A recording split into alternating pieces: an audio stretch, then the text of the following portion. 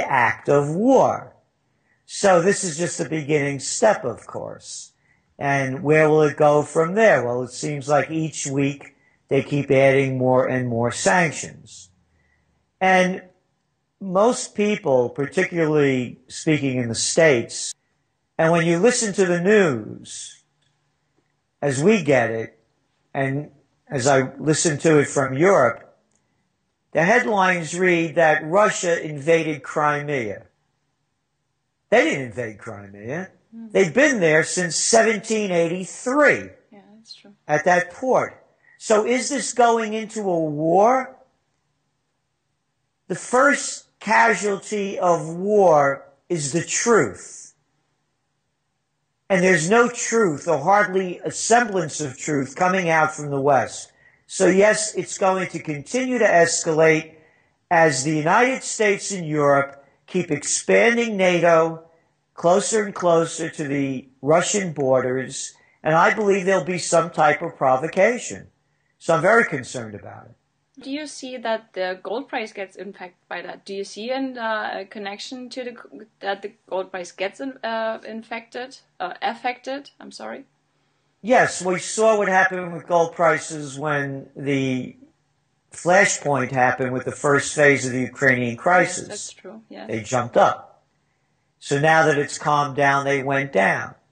So again, gold is that safe haven commodity. Let's put it like this. That's what gold is for, that safe haven commodity. So as geopolitical incidents continue to flare up, the price of gold goes up. So I know that you say, or you call your exit strategy the 3Gs. It's gold, guns, and a getaway plan. Do you think that the Germans should also have an exit strategy? Do you think, or do you expect that for the next 10 years it will be all right? Well, 10 years, nobody could predict that far out. And as I get the information, the media coming from, that I get from Europe, is that there's a lot of pressure, more and more with Germany to take tougher measures against Russia. So if that continues to go in that direction, I saw that quote in Bild by Timoshenko about Hitler and Putin, and this is like an insane person talking.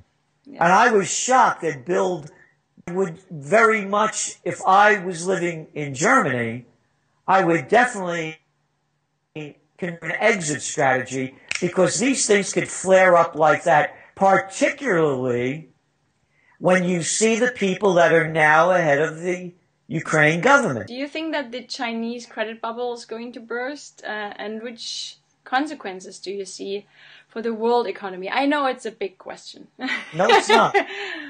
Not at all.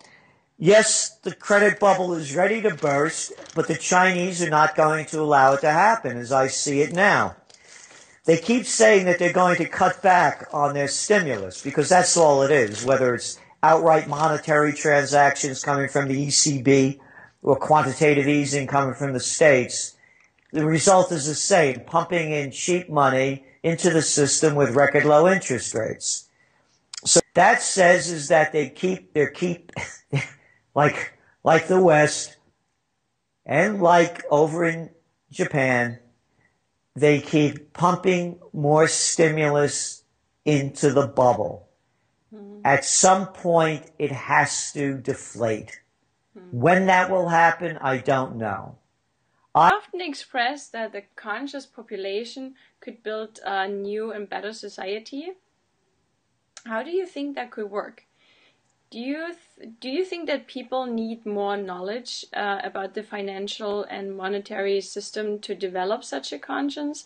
And what does it take to make a population more conscious? I don't think you need those technical terms to understand the financial process. It begins with morality.